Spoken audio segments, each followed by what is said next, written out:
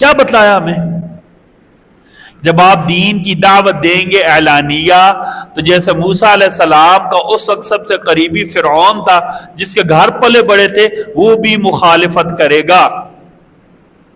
یہ توحید کی دعوت نا، یہ پھولوں کی سیج نہیں ہوتی، یہ کانٹوں کا راستہ ہوتا ہے۔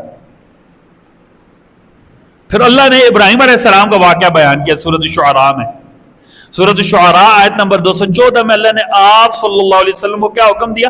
اپنے قریبی رشتہ داروں کو شرک سے ڈرائیں، رب کے عذاب سے ڈرائیں۔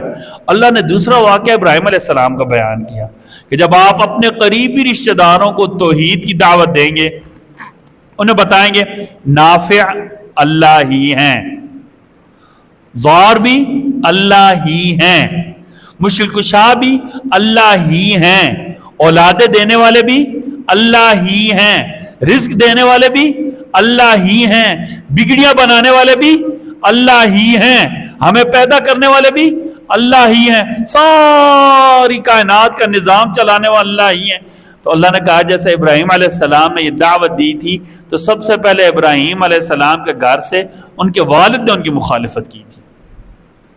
ایسے جب آپ اپنے قریبی رشتہ داروں کو دعوت دیں گے، ممکن ہے آپ کے گھر سے آپ کی مخالفت ہو،